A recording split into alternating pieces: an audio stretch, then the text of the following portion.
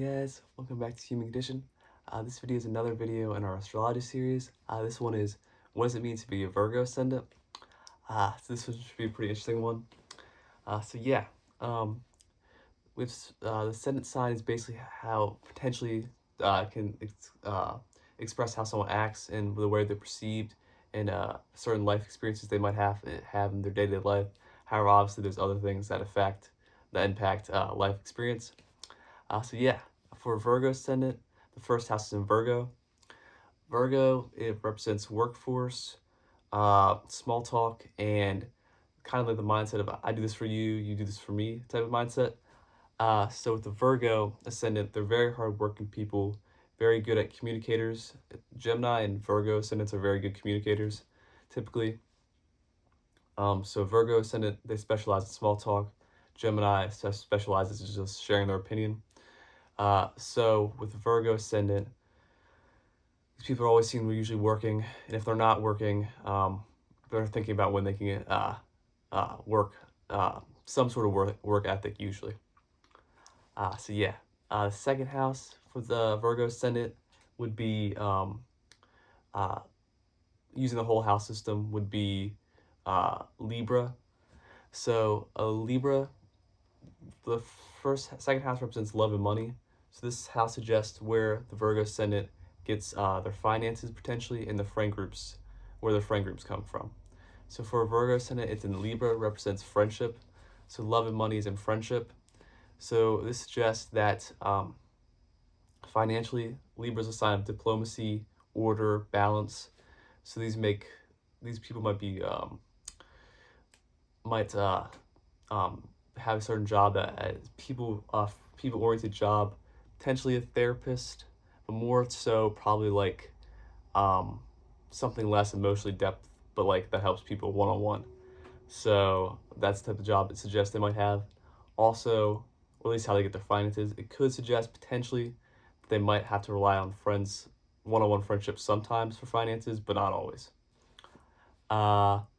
And their friend group is in one-on-one friendships, so they're better with one-on-one friendships, and that's their best type of dynamic. However, their one-on-one friendships will help them bring in a friend group.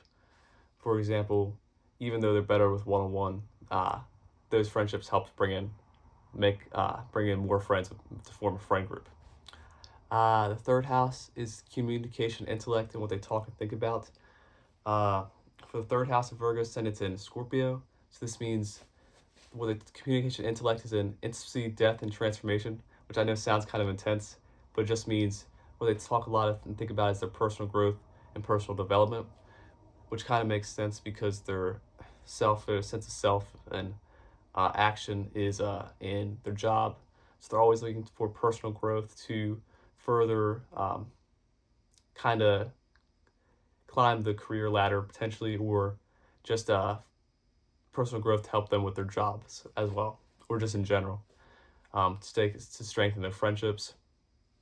It could also suggest their mind might have like a little bit of a promiscuous mind, what they talk and think about a lot, because Scorpio's a sign of intimacy. So communication, intellect, what they talk and think a lot about. So intimacy, they might talk about their personal growth as well, a lot with people, and their journey through life. And they might want to hear people's personal growth and have a deep one-on-one emotional connection, conversation with people as well. Fourth house is in Sagittarius, knowledge and travel. So the fourth house suggests childhood dynamics and how and their emotional desires. So with the fourth house being in Sagittarius, this means learning new things and traveling. So it suggests in the childhood, the family might have traveled quite a bit, and it could suggest that potentially a family member was a teacher, because it's knowledge, which is Sagittarius represents knowledge. So potentially that a family member is a teacher, and the childhood that they were really travel a lot, and emotionally they might this childhood might have been in traveling and learning new things. As they gotten older, they might also emotionally sometimes desire to travel and learn new things, even though 10th house, which is opposite, is in Gemini. They're seen as being more not travelers and communicators, but in reality, they might like to travel more than people might think. Uh, fifth house is in Capricorn. So the fifth house represents communication, intellect, one-on-one. I mean, no, wait, interpersonal confidence and self-expression. And this is interpersonal sign. So it's how they express themselves to other people and how other people express themselves to them. So this makes sense because it's in Capricorn, which is work ethic, future, and success. So it goes along with their first house of Virgo, which is the job force. I do this for you, you do this for me type of dynamic. So with this, they might talk a lot and express their job a lot with people. And people might, since they do that with people, people might feel more inclined to talk about their job and work stuff when hanging out. And the reputation and discipline is all also associated with Capricorn. It's kind of the sign of like restriction, order, stuff like that. So that's what they'll talk and communicate with people about a lot because they're very work oriented. Typically. Sixth house is day-to-day life and work is Virgo, so it's day-to-day life and work with the jobs. So this is in Aquarius, which means society. So these people are typically their day-to-day life is actually, and they have jobs that really help society. So these typically are Virgo's ascendants are typically people that are doctors, police officers, because sixth house is day-to-day life and reality. Opposite the 12th house, what they truly desire and hidden desire is what we want. So Virgo's reality, even though their desires in Leo, 12th house, the reality is in Aquarius, which is humanitarian, helping people out. So it could be their job's very impactful to society. It could range from almost any type of job, but mainly it's just doctors, lawyers, police officers, but even jobs that go overlooked that help society, like restaurant workers, because people need to eat as well, and that's still a very important job. Seventh house is friendships. These suggest how they act with their one-on-one friends and the type of friends they attract. Their seventh house is in Pisces, so with their one-on-one friends, they actually might be more empathetic and give up a lot for their friends. And this is because their external self is working hard, no nonsense, day-to-day life. It's their sense of self, and their other way to act. So they attract people who have Pisces qualities like self-sacrifice, self-isolation, which sounds intense, but just people that are very empathetic and caring and willing to give up a lot for people. And they kind of take them in and help them because Pisces sometimes struggles, even though they can be really good workers. They might, with creative expression, they might struggle with practicality because they're so imaginative. So they attract, since they're realist, they attract dreamers, people with big imaginations, and they feel like a Virgo ascendant with these people might feel like I can finally open up about my imaginative side, my creative side, instead of being so practical and hard working all the time. I can open up about what my dreams and my desires with these people, and these people that they attract like Virgo's realism to help them figure out what their game plan could be and how they can succeed in the workplace. So it's a mutual balance. Virgo can finally open up about their being more empathetic and be more caring, and the people they attract can Virgo can provide for them for short term, but also help them with their job pursuits and work ethic. The eighth house, which is honestly one of my favorite houses. It's all signs have their pros and cons. So the eighth house suggests what one person's weakness might be in life and where the personal growth is to achieve their desires. So with a Virgo, the eighth house, which represents intimacy, death, and transformation, is in Aries, which represents self and passion. So this kind of goes with their 12th house I was talking about earlier was Leo. So their desires, the hidden desires and dreams are in Leo, which represents uh, confidence and self-expression. And this might be because kind of makes sense because Virgo is a sign of small talk, but it's more so not actually expressing themselves, just making small talk. And because of this, there might be a Virgo ascendant desire to actually express who they are rather than just make conversation about their job and etc. And doing this might also sometimes hurt their confidence. So their secret desire is to be an actor or an entertainer and express their true selves, a comedian potentially.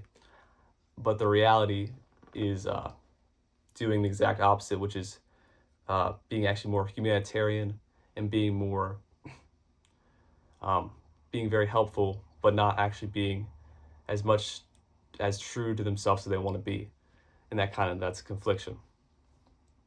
So with 8th house being Aries, 12th house being in Leo, the personal growth for them to achieve this confidence and being able to express themselves is the ability to be alone and to explore their passions, because there might be a fear of not necessarily judgment, but unable to keep the small talk going and the work ethic going. There might be fear of pursuing their own passions because they want practicality and stability over risk, and this fear of risking things, fear of risking, trying their passion, kind of holds them back from expressing themselves sometimes and gaining higher levels of confidence, potentially, in my opinion.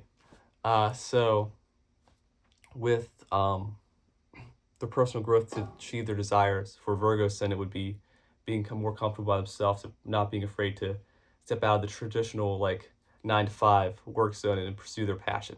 And them doing this will help them gain confidence and be able to express them true selves and be more of a comedian and an entertainer. The 9th house, learning new things and traveling. For a Virgo ascendant, that is in Taurus, love and money. So this would suggest where a lot of their knowledge went in their travel. So potentially when they travel, they might be the sole spender for traveling, and it's to go travel with their friends. It's kind of opposite of Scorpio. Scorpios would be the 2nd house, love and money, and learning new things and traveling. So the only difference is with this would be that placement would be they might make the friends and finances from traveling, whereas this person spends a lot of finances traveling with their friends, potentially. That's the key difference, I guess. So this person might like to travel with their friends and spend a lot of money traveling. The 10th house, future success and reputation. It's a pretty cool house. It's in, for Virgo ascendant, it's in Gemini. So these people are seen as communicative and not afraid to share their opinion. In reality, they're more small talk oriented. However, because they're always working and small talk oriented, they appear very friendly and more like they're social networking, even though that's not what they're trying to do. So they appear like they're social networking, that they share their opinion a lot, and they're communicative like a Gemini, even though in reality they're more Virgo, which is more small talk and job oriented, whereas Gemini is more social networking, staying local, not traveling, and or at least staying local and not traveling, and sharing their opinions bluntly sometimes, or just directly. Their 11th house, how the role, their impactful role in society as a Virgo ascendant, or at least how society views them and how they view society. For Virgo ascendant, it's in Cancer. So they view society as a place where people are, it's the goal for people is to have a strong family and have a strong family and care about them. And they see the society as a place of, they see society almost out like a family to them, because they're always out, like I said, or like makes sense. They're always out caring for society with their jobs. So they see society as someone they want to provide for and take care of as a whole, which is pretty impactful. And society views them as a caretaker, and so society might view them as homebodies. Even ironically, though, and they view society as their home. Society views them as a homebody. It's kind of they view society as someone they can be caretakers for, and society views them as a caretaker. And more homebodies as a homebody, but in reality they're not homebodies quite as much.